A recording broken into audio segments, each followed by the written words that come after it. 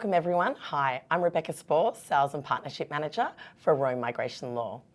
Welcome to another episode of Legal Hot Topics presented by Rome Migration Law.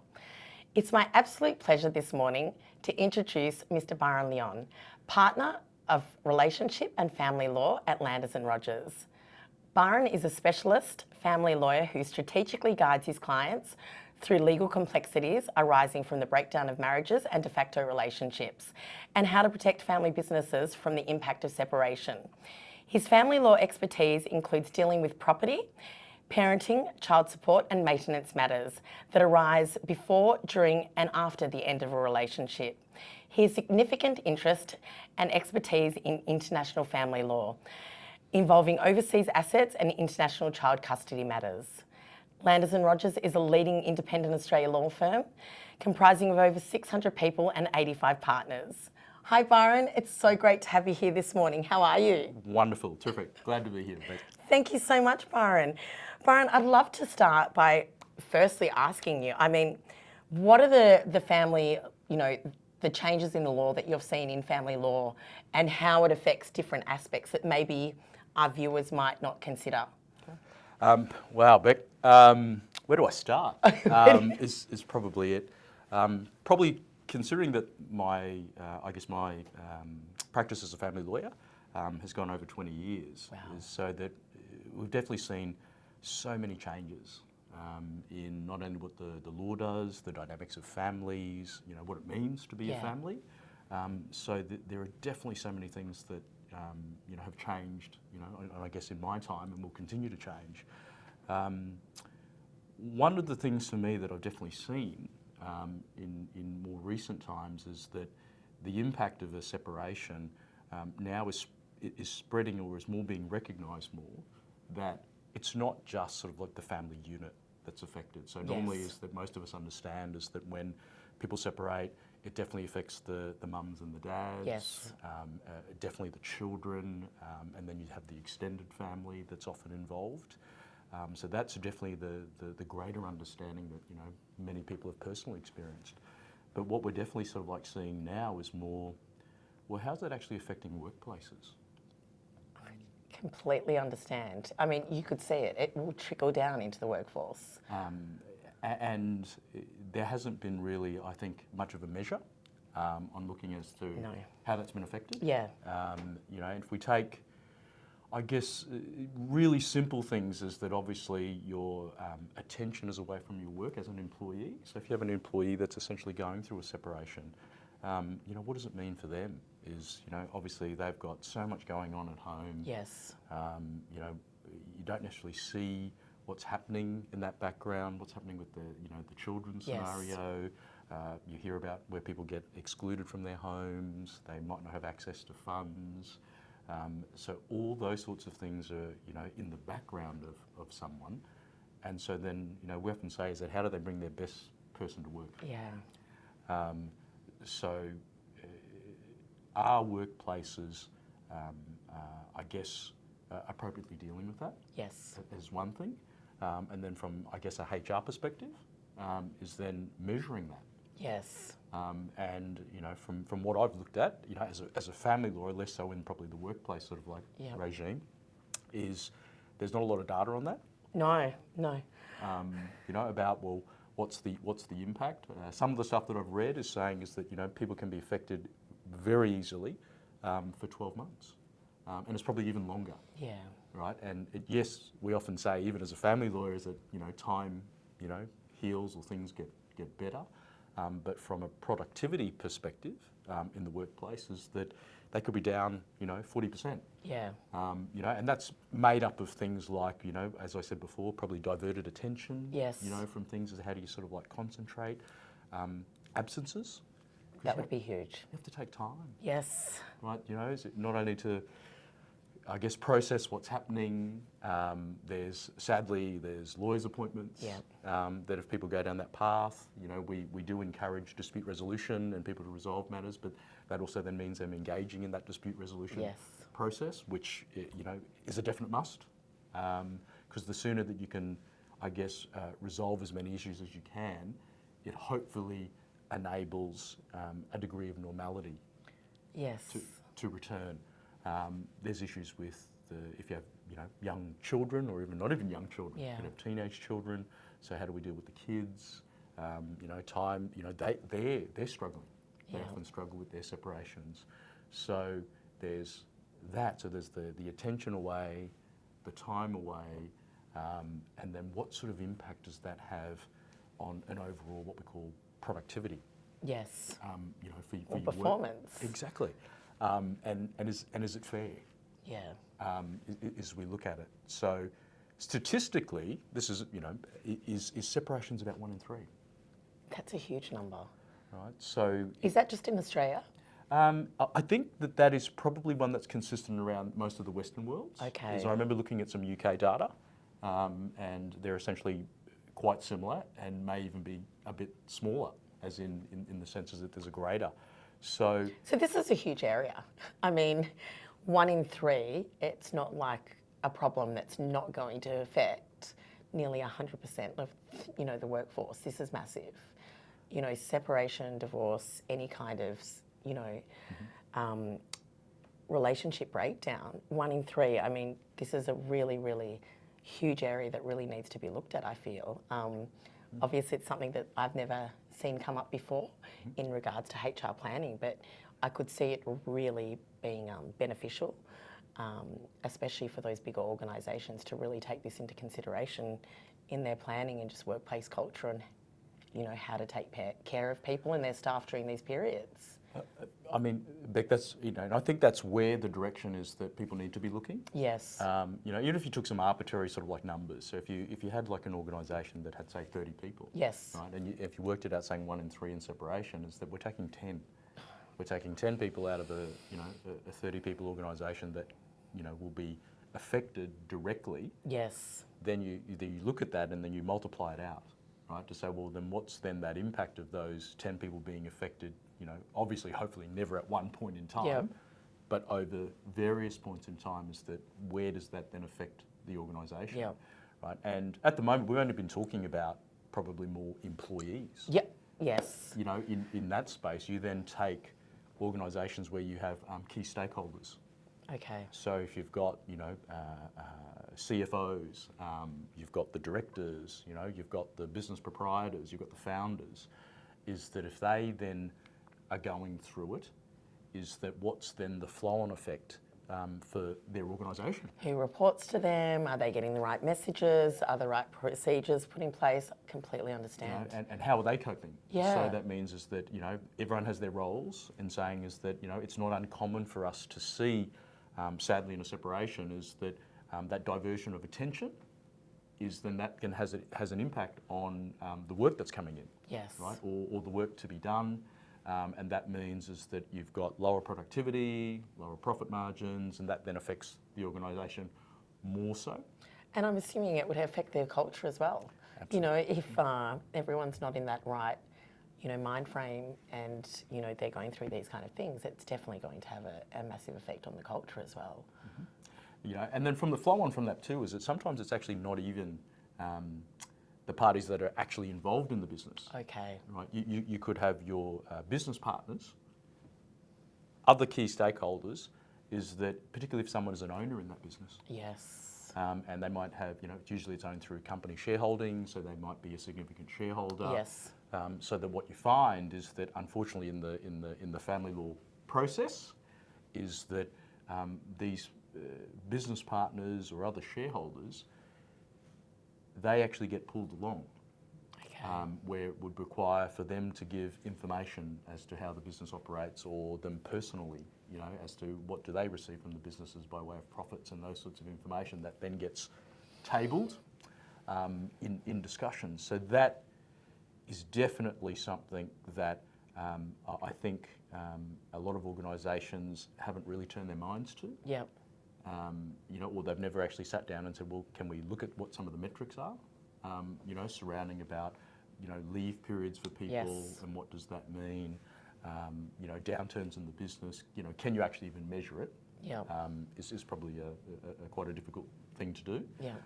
But I think definitely now, when we talk about what's impacting the change, so you said what changes and impacts does family law sort of like have, it's definitely an area I think that people are coming acutely aware of.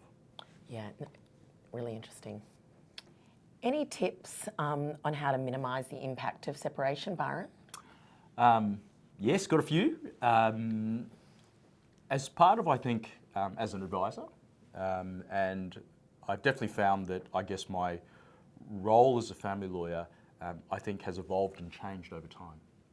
Is that most, historically, people would come to a family lawyer usually when the separation has happened. Yes. And that makes perfect sense. Yeah. To say is that, you know, something has happened, I need to know what to do. Yes. You know, what do we do with the kids? What do we do with our money? What do we do with our assets? So that's, you know, pretty normal understanding that people would reach out at that point in time. But I've definitely found, you know, that as a family lawyer is that it's probably important to evolve your role. Okay. And so that you look at it from an advisory perspective in that risk management sense. Okay. Right, so that if we know that by way of numbers, separation is about 1 in 3. Yes. So sadly, as probability, Yeah. that's quite high. And so what things can you, I guess, implement or consider, right? And what we've definitely found in that advisor role is the increasing use of what we call financial agreements. Okay. Right. Could I just stop you? Is that like a prenup? You nailed it. Okay. Yeah, absolutely nailed it. That is the prenup. Yes, definitely what we consider to be the most unromantic words together to anyone that is particularly in a relationship. But I think that people are becoming a lot more educated about them. I think there's a lot of misunderstandings about financial agreements Yes. or prenuptials, Yes. whatever you want to call them. And some of those particular, you know, is that it's only for the wealthy people. Okay. Is definitely a big misconception. And then 2 is that someone is essentially getting ripped off, Okay. right, in the arrangements. Yep. You know, that couldn't be further from the truth. Okay. About that is that usually they are definitely a very stringently negotiated type of document. Great. Where, at least from our perspective, looking at considering, you know, all aspects. Yes. And to try and make it as fair as you can. Yeah. You know, to cover people's needs before. Now, some people might say, well, how does that help? Yep. If you have one of these, is that, well, it takes the heat out. It takes the heat out in the event of a separation. Yeah. Is that there's clarity for someone to say is that in the event that we, you know, our relationship was to unfortunately not, you know, work out. There's a plan. Here's a plan. Yep. Right, it often will provide financial security, Yes. which is obviously a big concern for some people, particularly in the financially weaker Yes. position. It gives the certainty to if one of the parties was the one, for example, like in a business entity, Yes. to say that, well, I have certainty that the business is protected, Yes. and that my business partners Are protected as well. are protected in one Yeah. sort of sense, and so that they're not, you know, as I said before, pulled along for the ride. Yes. So it covers off on those, you know, aspects, which then will hopefully alleviate some of the stress Okay. of, as we all know, would be an absolutely horrible. Yeah. Now, I was looking at some things as they talk about where your biggest stresses in life are. Yes. And the top 2, there's death, then separation. Okay. So It makes sense. So if you look at the 2 biggest stressor factors, so why would you not try and consider options that would help you out? 100%. Obviously, we can't deal with parenting sort of like Yeah. issues in the event because, you know, that's, it could be too premature to look at that. From our perspective, we would promote people to do a dispute resolution, Okay. particularly in relation to kids. Yes. With it, because that would, you know, if you think about what they need, where they are, as difficult as that is to do, Yeah. usually at a point in time in separation, but there's a lot of wonderful family dispute resolution practitioners, Great. right, who people can then see, engage in, who are very understanding. They work in the field. Yes. And without a doubt is that they will do their best, right, to help people come to, I guess, the best resolution, Yeah. you know, for them and the children. And, you know, if there's something I couldn't stress enough is that think about the kids. Yeah. As to what works. I know us lawyers, we can tell you what we say the law could do, and what is open, but nothing replaces what parents know. Yes. With your own individual kids, and what works, what would be working best for them, and any sort of like agreement that you can reach between yourselves, as a tip It's is always gonna be better. obviously going to be infinitely better. Yeah. And then if you have to ask a court to make a decision about that. Fantastic. So Byron, what can workplaces do to help people through this? There's probably a lot. Yep. I think the first most important thing is, I think you've got to start with a place of caring, and you've got to start with a place of understanding. Yep.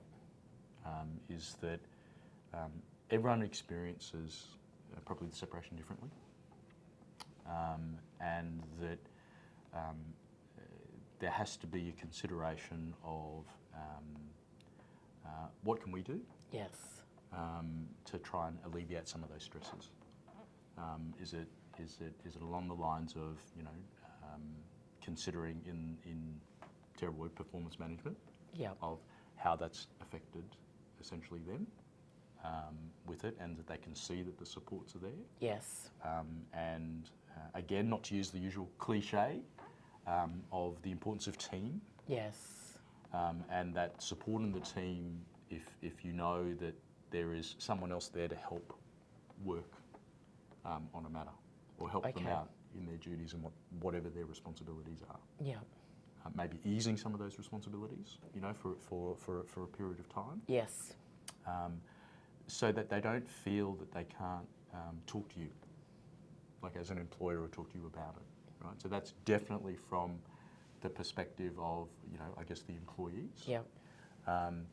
I think that if as a workplace, if you're looking at your founders and your principals, is to looking at it is to ensure that they have then the support of their business partners. Yes. Is I guess an understanding about it, saying is that this could be really, really difficult. Yeah. So again, that care factor and the support is coming from that perspective. For them to probably, from a business perspective, consider the strategies. Yes.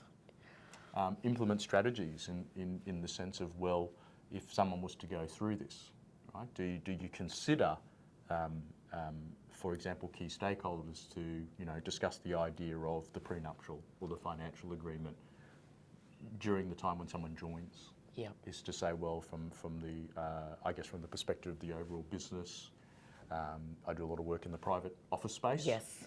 And so that we'd often look at these strategies, not only from risk management on a separation aspect, but you're also then looking at it from a future planning perspective. Yes. So when we look at the future of saying with a business and saying is that, well, what is our succession plan? So that you'd have shareholders moving out, you might want to move it, if it's a family business, you might want to move it to your children, Yes. or long-term employees who are joining, I guess, the leadership. Yes. Is looking at the strategies of what your business would require, or your organisation would require, to minimise that impact. Yeah. And I would think, especially from the immigration side, and just knowing that there's a massive skilled shortage at the moment. It doesn't matter what industry you're in, people are really bleeding, they're not being able to retain or, hire new people. I would say that a company that would take that next step and would strategise and have this in their HR plan, and really from caring for the employee, but also from the organisation, it'd be an added bonus. Someone in an organisation having every single thing ticked when it came to, what's working for the organisation and for the people as well. But I just think from a HR perspective, it's definitely something that more organisations really have to look at and start planning for. Look, Beck, that's a really great point. I hadn't even really thought. I know, obviously, from a Rome migration Yes. perspective, is when they look at the immigration aspect, and when you talk about that skill shortage of an organisation, is that often you've got to think about is that if you are bringing skilled migrants in Yes. to Australia, you're often bringing their families with them. 100%. And that not only when you're bringing those families is that they're completely, usually at times, uprooting their culture Yes. from where they may be moving from, and that those stresses are then created on the relationship. It is not being, as an international family law, and as you've indicated, that's one of my areas of expertise, is that I've definitely seen plenty of matters where people have been engaged as a skilled migrant and usually at a high level. Yes.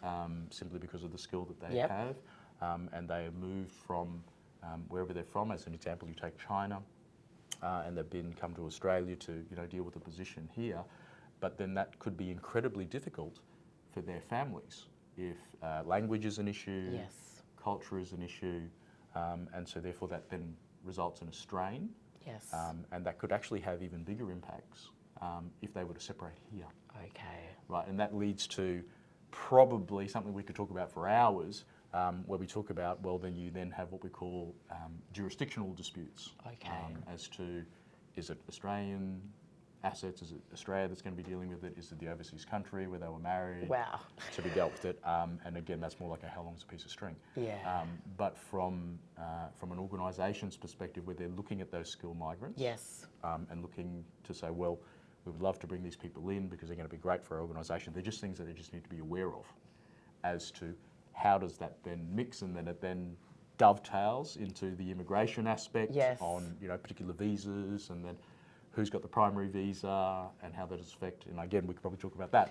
I for a think long we're going time. to do another episode on this one anyway, Byron. It sounds like there's a lot more information, especially with the crossover with immigration as well when it comes to family law.